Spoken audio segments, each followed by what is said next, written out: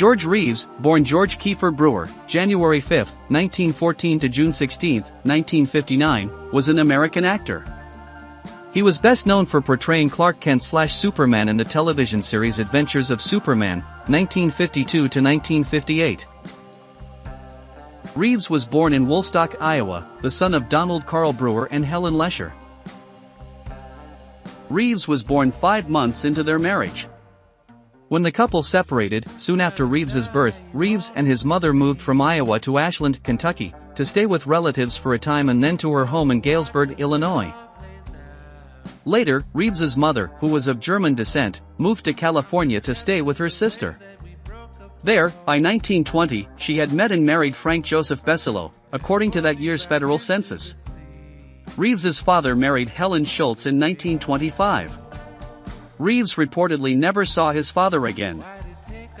While studying acting at the Pasadena Playhouse, Reeves met his future wife, Eleanora Needles, great-great-granddaughter of John Robinson, who had been a circus magnate and founder of the John Robinson Circus. They married on September 22, 1940, in San Gabriel, California, at the Church of Our Savior.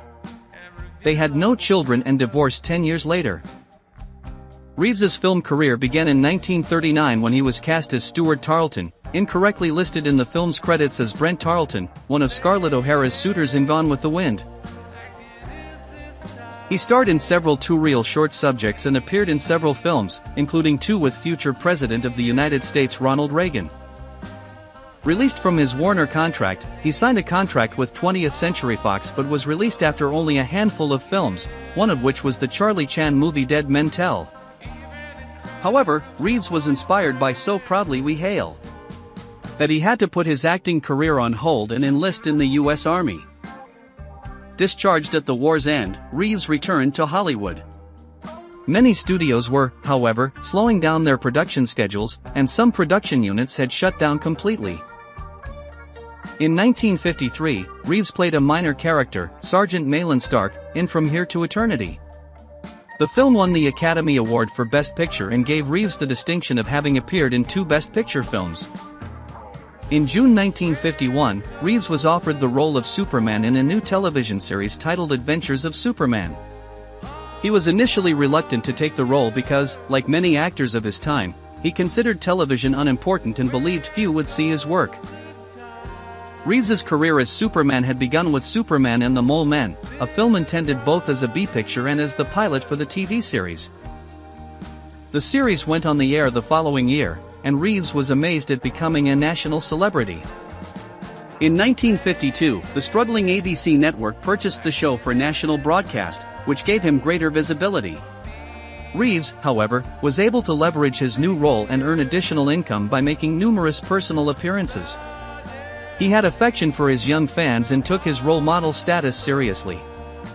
He avoided smoking cigarettes where children could see him and eventually quit smoking.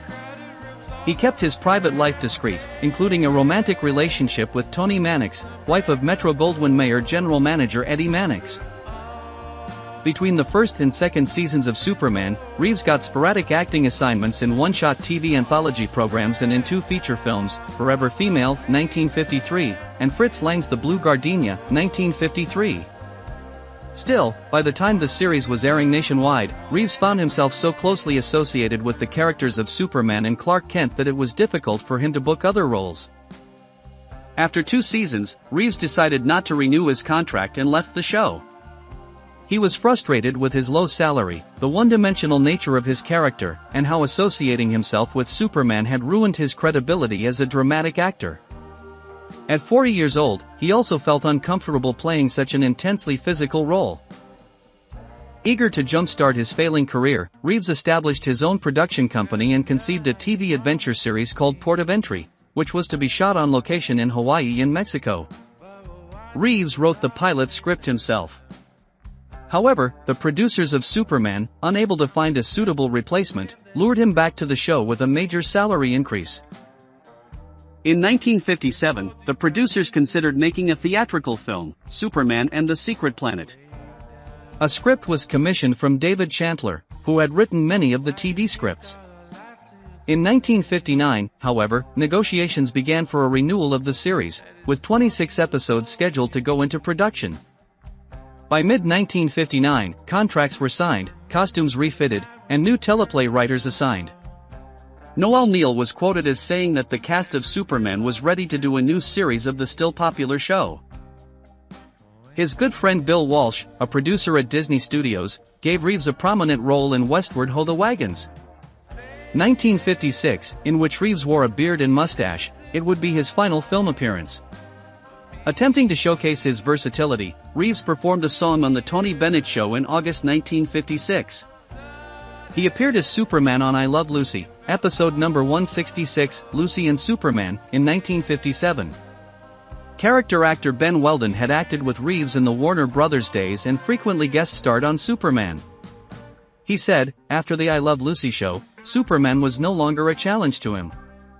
I know he enjoyed the role, but he used to say, "Here I am, wasting my life." Reeves and Toni Mannix split in 1958, and Reeves announced his engagement to Society playgirl Leonore Lemon. Reeves was apparently scheduled to marry Lemon on June 19 and then spend their honeymoon in Tijuana. He complained to friends, columnists, and his mother about his financial problems. The planned revival of Superman was apparently a small lifeline. Reeves had options for making a living, but those options apparently all involved playing Superman again, a role that he was not eager to reprise at age 45. Reeves died of a gunshot wound to the head in the upstairs bedroom of his home at 1959, Benedict Canyon Drive in Benedict Canyon between 1:30 and 2 a.m. Leonore Lemon and other party guests were in the home at the time. Lemon told the police that she was in the living room with the guests at the time of the shooting, but hearsay statements from Fred Crane, Reeves's friend and colleague from Gone with the Wind, put Lemon either inside or in direct proximity to Reeves's bedroom. A number of questionable physical findings were reported by investigators and others. No fingerprints were recovered from the gun.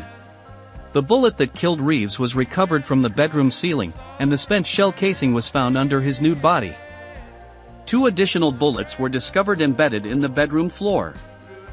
All 3 bullets had been fired from the weapon found at Reeves's feet, though all witnesses agreed they heard only 1 gunshot, and there was no sign of forced entry or other physical evidence that a second person was in the room. Despite the unanswered questions, Reeves's death was officially ruled a suicide, based on witness statements, physical evidence at the scene, and the autopsy report.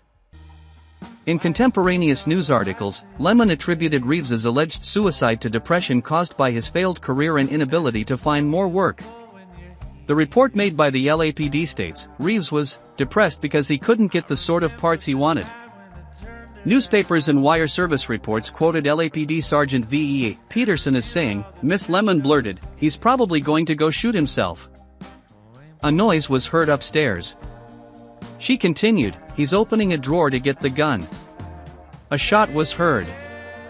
She said, 'I told you so.'" Reeves is interred at Mountain View Cemetery and Mausoleum in Altadena, California.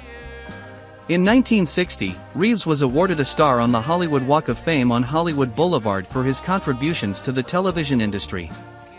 In 1985, he was posthumously named one of the honorees by DC Comics in the company's 50th anniversary publication 50 Who Made DC Great. Reeves's mother thought it was premature and peremptory to rule the death a suicide, and retained attorney Jerry Giesler to petition for a reinvestigation of the case as a possible homicide. The findings of a second autopsy, conducted at Giesler's request, were the same as the first, except for a series of bruises of unknown origin about the head and body. A month later, having uncovered no evidence contradicting the official finding, Giesler announced that he was satisfied that the gunshot wound had been self-inflicted and withdrew. Actors Alan Ladd and Gig Young were reportedly skeptical of the official determination. Reeves's friend Rory Calhoun told a reporter, "No one in Hollywood believed the suicide story." In their book Hollywood Kryptonite, Sam Kashner and Nancy Schoenberger make a case for the involvement of MGM vice president and fixer Eddie Mannix. Reeves had been having an affair with his wife, Toni Mannix. Others suggested that Eddie Mannix, rumored to have mafia ties, ordered Reeves killed. In June 2025, people noted that Reeves had ended his affair with Toni to begin an affair with Leonore Lemon. What do you believe happened to George Reeves?